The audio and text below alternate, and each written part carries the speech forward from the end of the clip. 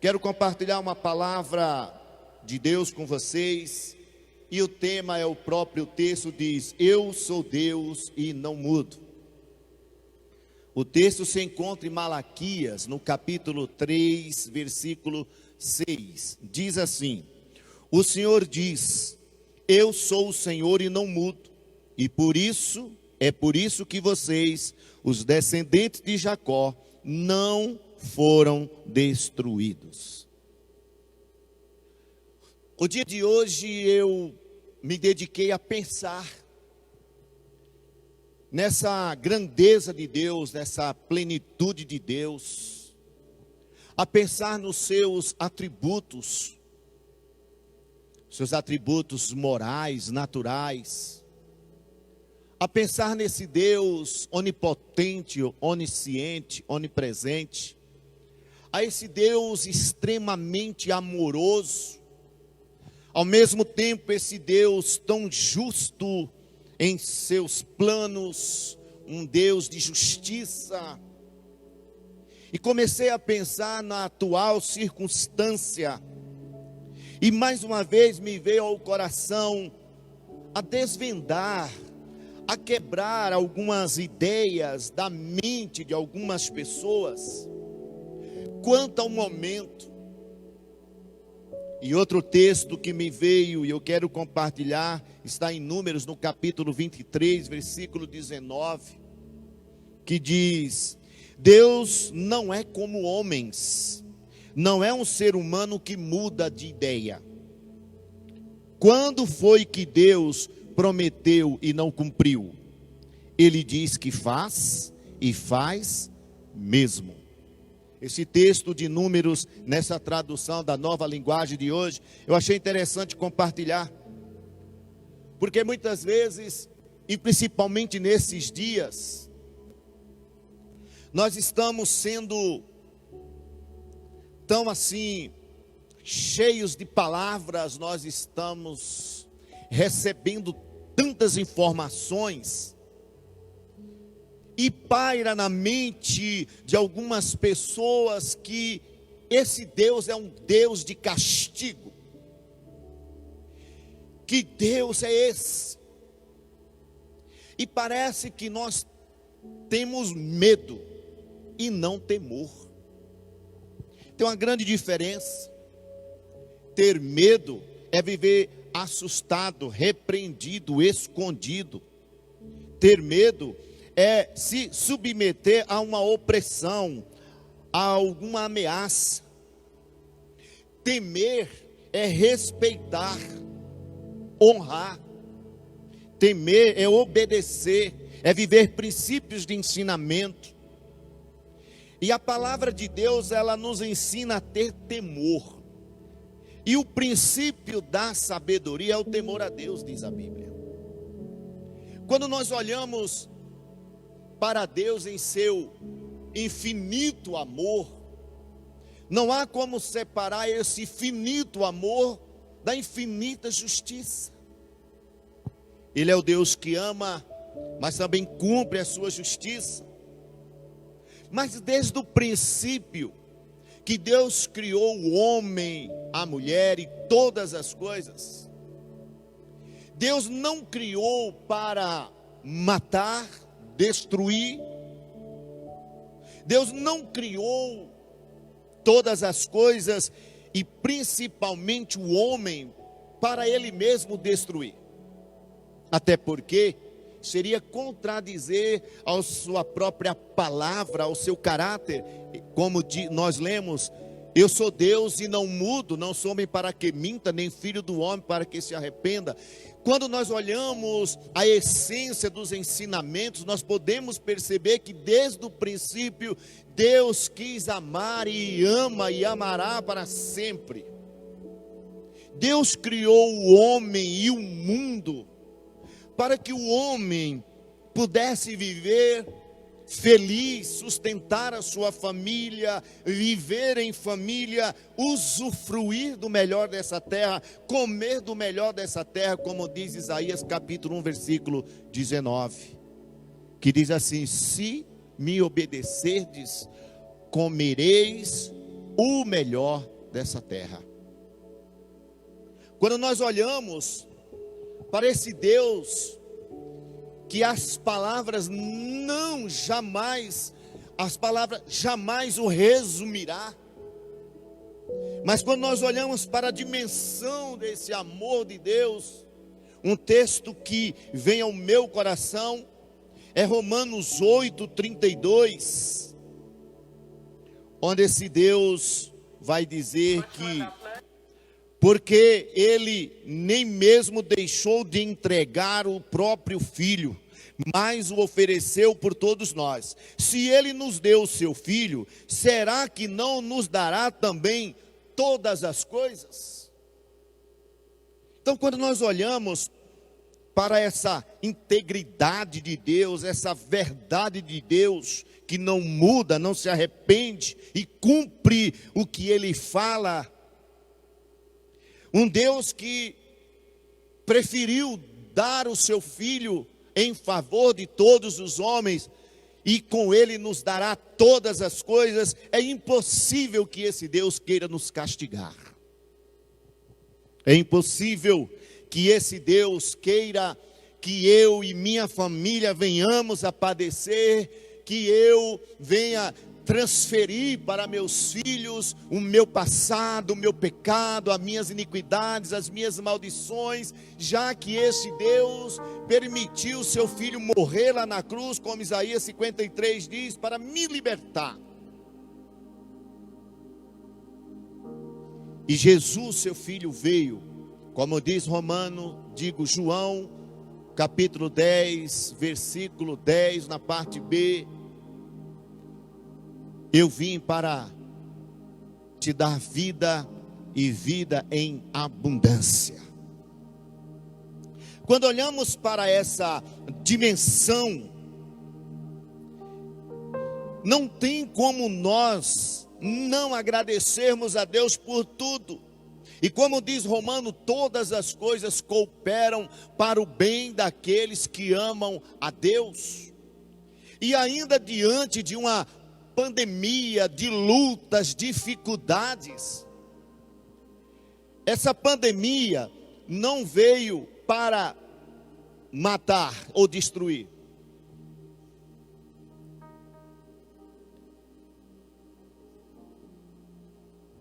Ele não veio para matar e destruir. Ele veio para dar vida. E essa vida de abundância é o que Deus quer para nós. Mas viver essa vida de abundância, viver esse grande amor de Deus, algumas coisas nós precisamos entender. Eu hoje vi uma palavra de Mike Orton que me chamou muita atenção, quando diz: precisamos eliminar tanto o ídolo de um Deus amoroso, que aceita tudo e é fraco, como também de um Deus forte e poderoso, mas desprovido da graça. Há dois extremos. Há pessoas que pensam que esse Deus, ele é tão terrível que dá medo dele, que ele vai sempre nos castigar por causa de algo. Mas o momento que nós estamos vivendo é consequência da escolha do homem. Como eu estava dizendo em Romanos, no capítulo 8, quando diz: todas as coisas cooperam para o bem daqueles que amam a Deus. Até nos momentos difíceis nós aprendemos. Deus, ele é tão tremendo, que nas horas difíceis da vida, Ele não nos faz desistir, desanimar, enfraquecer. Pelo contrário, Ele nos ensina a nos levantar, a ter vida diante das lutas, para mostrar a sua glória. Então Deus, ele não precisa castigar ninguém para dizer que é Deus, porque toda a soberania, toda a plenitude está nele. Jesus veio como homem e como Deus para nós, e nele, e por ele, para ele, ele levou sobre si todas as maldições do homem, para que você e eu pudéssemos viver uma vida perfeita. Porém, esse Deus tão amoroso, Ele não é concordante com o erro, com o pecado do homem. E o pecado é uma escolha. Eu escolho pecar. O pecado bate à porta. A Bíblia diz em Gênesis que o pecado estará acompanhando, estará à porta, mas você dominará sobre ele.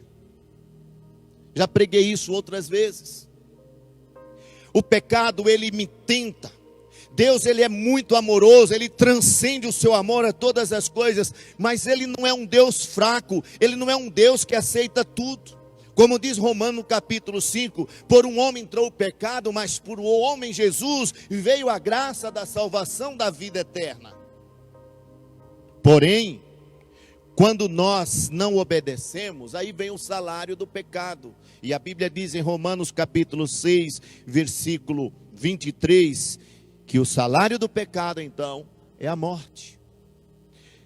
Mas quando o homem entende que Deus entregou seu Filho por ele, e ele confessa Jesus como Senhor e Salvador, entrega a sua vida para Jesus, este homem não está mais condenado e ele tem o direito de viver uma vida plena, ainda neste mundo cheio de lutas e tribulações.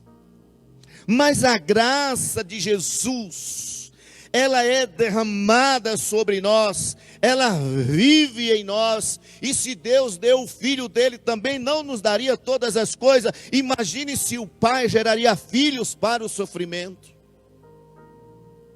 Imagine se o Pai geraria filhos para vê-los padecer diante de um mundo em que o próprio Pai que criou para que ele venha viver em vida de abundância. Porém, muitas pessoas não entendem assim.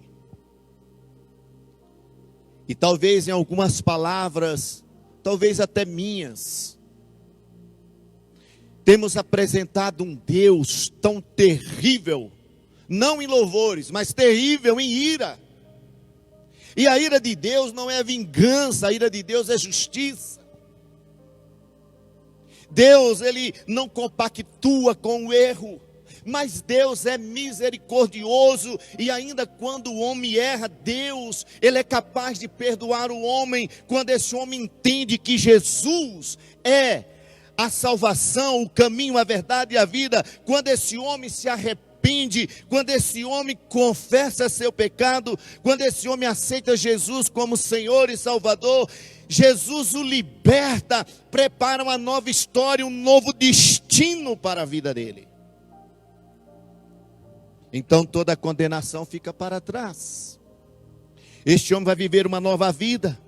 A partir de agora, o seu comportamento, as suas escolhas terão que ser perfeitas. Deus coloca diante do homem, desde o princípio, a condição ou as condições dele escolher. E aí, abrange todos os aspectos. Eu posso escolher obedecer a Deus e viver nos seus princípios, e tudo na minha vida irá bem, como o Salmo 128, versículo 1.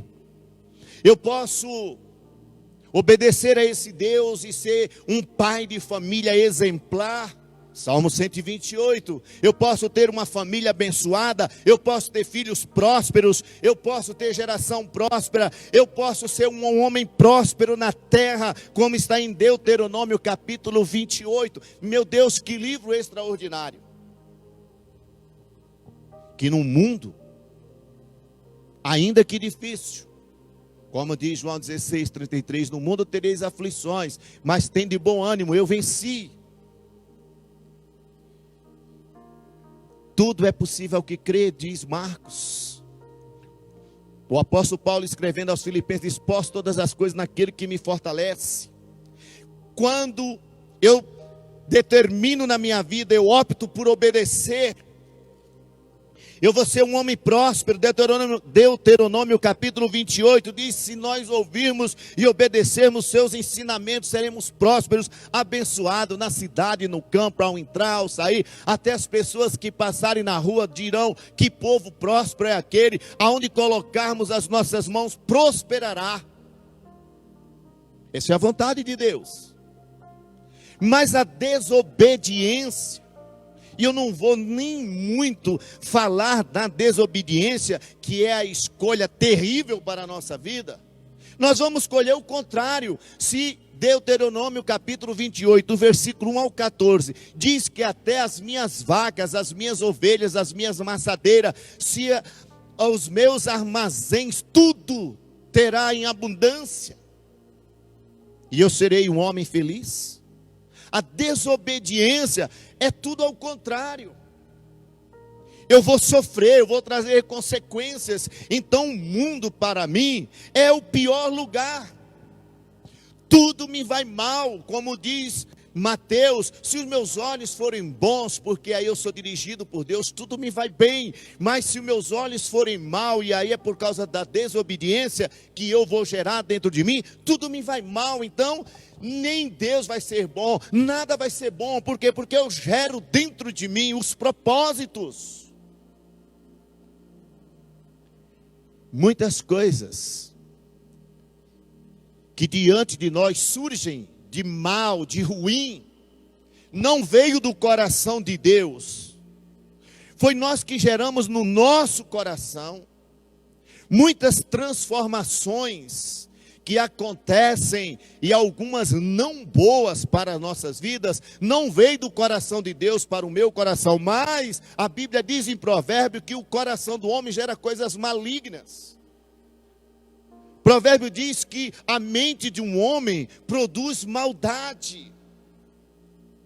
E muitas coisas nós geramos dentro de nós. Geramos vidas frustradas, desanimadas, vidas sem esperança, sem essência. Porque nós geramos em nós.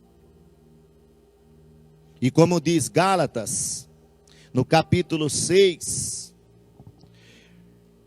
vai dizer que eu escolho semear, e o que eu semear, o que eu vou colher.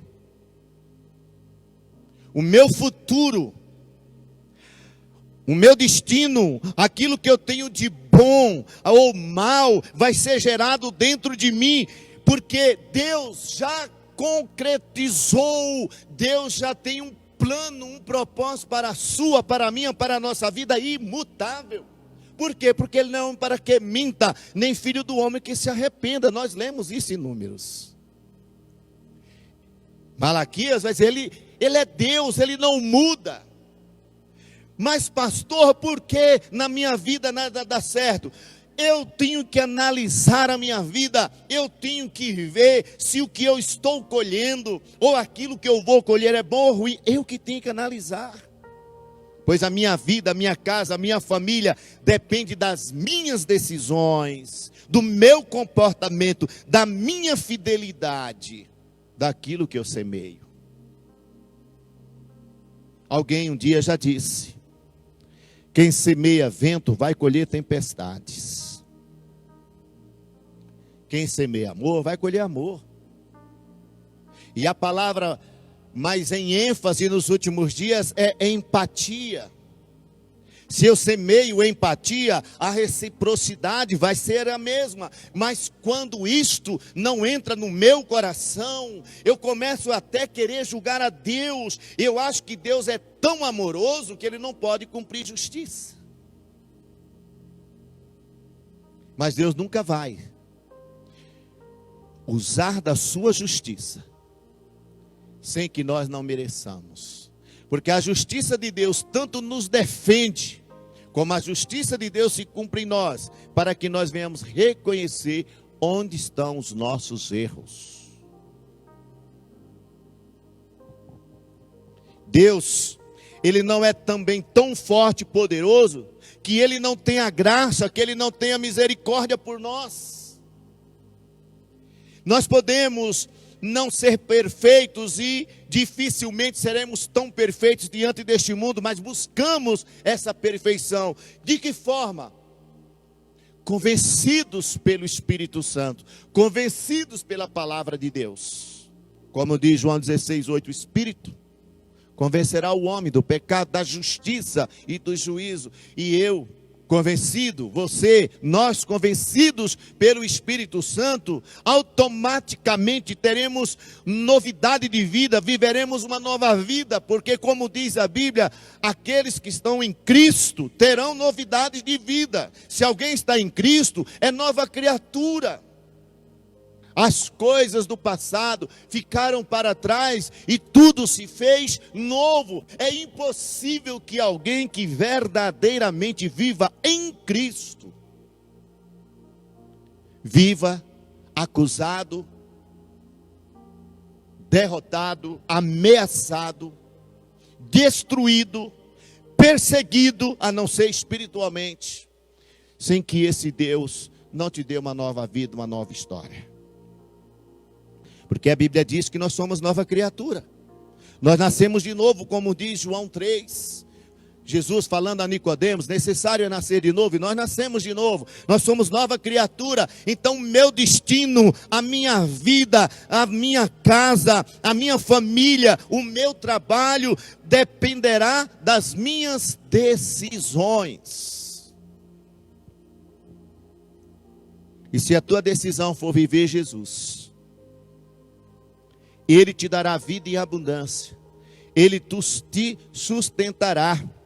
Ele guardará a tua casa, o teu destino. Ele fará com que você prospere, com que você abençoe, seja abençoado. E você pode dizer assim, mas pastor, o que é essa prosperidade? Eu poderia aqui falar muitas, mas entre elas, as mais reais, é que você tem uma esposa, você tem um marido, é que Deus tem te dado filhos, pais, Deus tem te dado o pão de cada dia que não te faltou, Deus tem te dado uma casa para viver, como diz o salmista.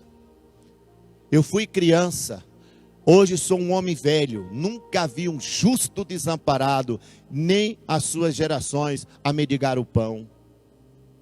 É a palavra de Deus, não tenho que mudar. Se eu obedecer, se eu viver em Jesus, Ele vai mudar a minha vida para melhor, ainda diante dos problemas da vida. Quando eu olhar para os lados e não tiver mais socorro, eu vou olhar para Ele. De onde virá o meu socorro? E você tem a resposta: virá do Senhor que fez o céu e a terra, porque Ele não desampara seus filhos. Talvez você fale, mas será que eu sou digno? Será que eu mereço, pastor, esse amor imensurável? Eu quero te dizer que foi para isso que Jesus veio e morreu na cruz. Se você e eu não fôssemos dignos de uma nova vida, de uma nova história do perdão, não precisaria de Jesus morrer na cruz. Se eu fosse autossuficiente e eu tivesse todas as soluções em minhas mãos, eu não dependeria de Deus para nada.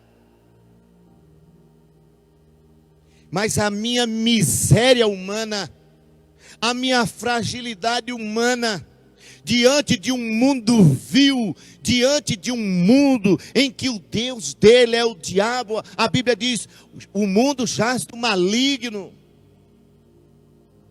Segundo aos Coríntios 4:4 diz que o Deus deste século, ele domina esse mundo. E eu, na minha fragilidade, se não fosse esse amor inigualável, imensurável, que não há palavras que demonstre, a não ser o agapau do sacrifício de morte de Jesus por mim, eu não estaria compartilhando com vocês desse amor.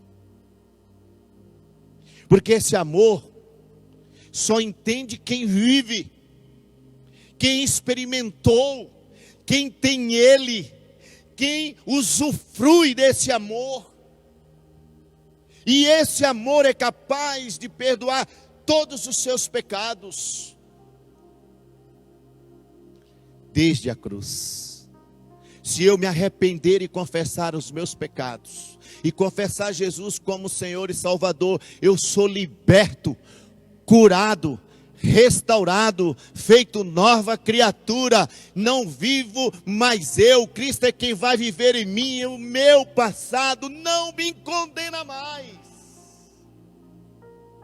Eu sou livre, eu sou liberto em Jesus.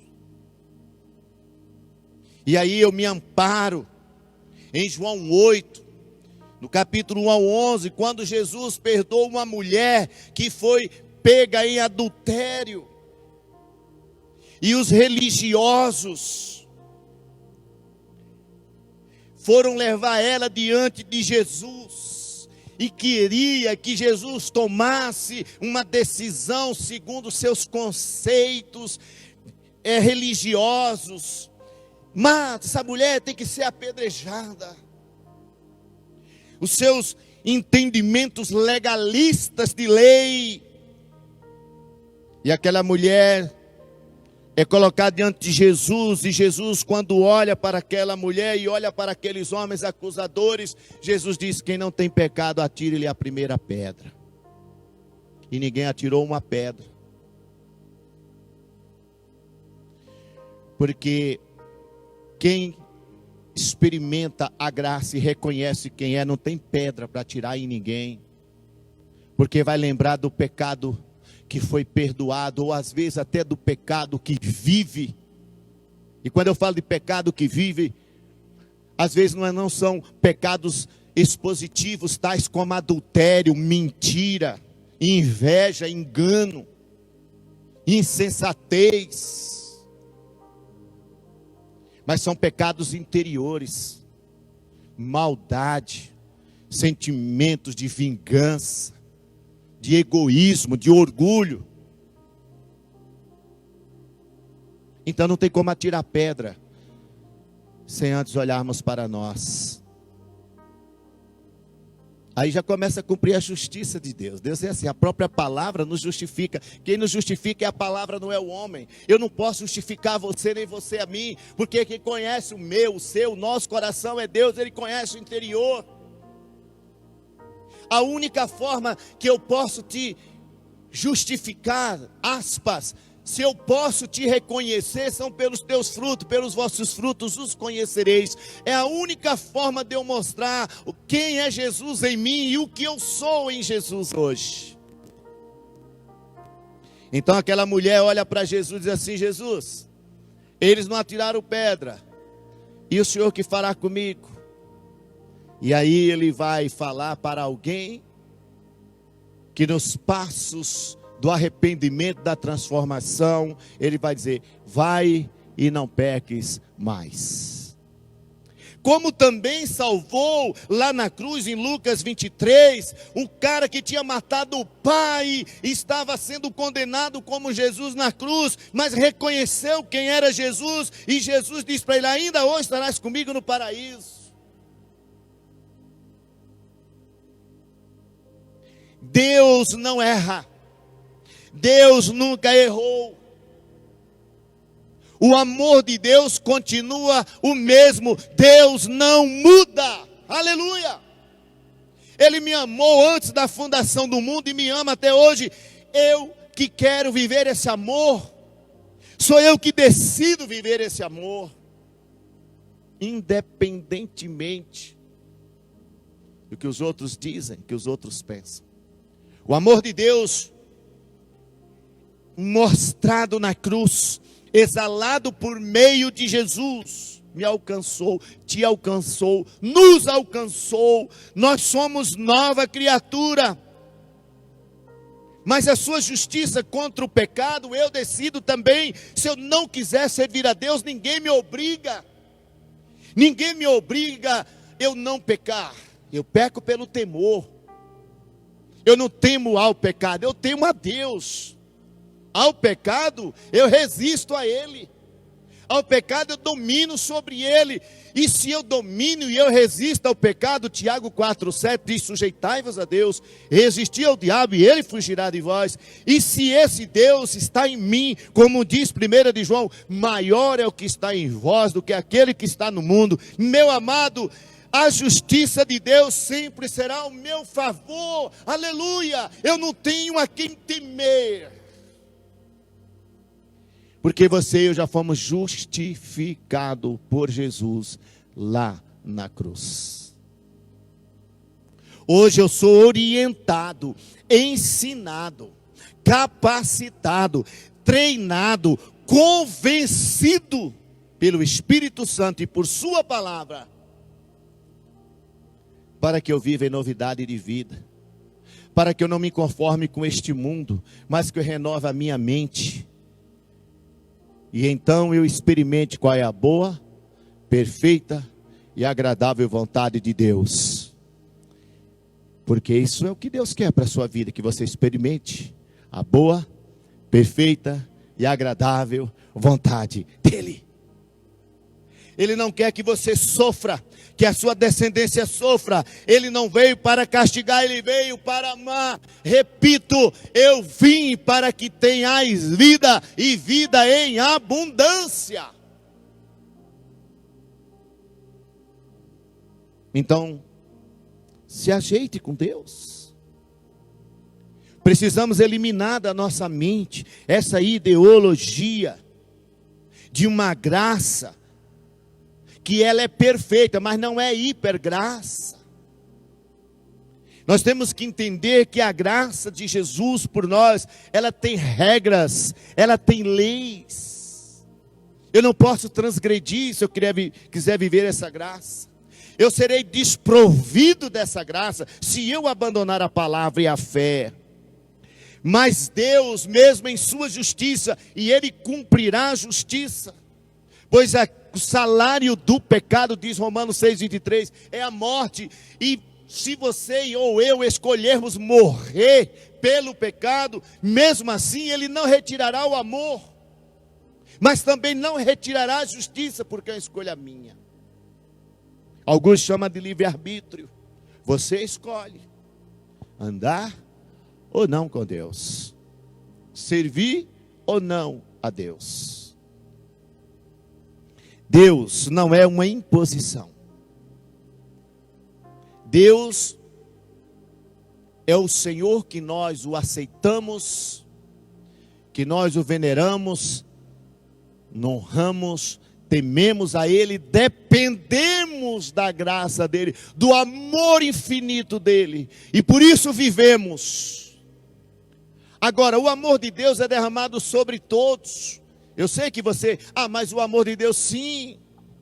João 3,16 diz: e Deus amou o mundo de tal maneira, que deu o seu Filho unigênito, para que todos que nele creiam não pereçam, mas tenham a vida eterna. Deus amou a todos, mas filhos legítimos, aqueles que vivem a graça, são aqueles que foram feitos filhos de Deus, como diz João capítulo 1, versículo 12. Aqueles que o aceitaram foram feitos filhos de Deus, legitimados, filhos de Deus por meio de Jesus. Esse tem direito a viver o melhor de Deus nessa terra. Volto a dar ênfase, mas pastor, está tão difícil. Mas até aqui nos ajudou o Senhor. Porventura lhes faltou alguma coisa? Tenho certeza que você dirá comigo: nada. E muitos dirão: Ele me favoreceu em tudo. Isso é a graça de Deus, o amor de Deus. Concluo a minha mensagem te dizendo, irmão, Deus não muda. E dizendo Ele não faz, Ele não mente. Ele não se arrepende como um homem normal. Pois Ele é Deus, acima de todas as coisas. Que Deus te abençoe. Seja liberto, curado e restaurado, entendendo, Deus não mudou e nunca mudará. O amor, a graça e a misericórdia vão se renovar a cada manhã na sua vida. E você vai ser feliz e abençoado para a glória do nome dele. Aonde você está, dá as mãos às pessoas aí da sua casa, seu filho, sua mulher, ou seu marido, não importa, você que tiver atitude. Você vai orar agora, junto comigo. E você vai impetrar uma palavra profética na tua casa, dizendo que o Deus de amor, de graça e misericórdia é o único Senhor da sua casa. Como até posso lembrar de Josué capítulo 24, versículo 15. Vocês outros podem servir aos deuses que vocês quiserem, mas eu e a minha casa serviremos ao Senhor. Profetize isso, e Deus vai te fazer os mais bem-aventurados da face da terra.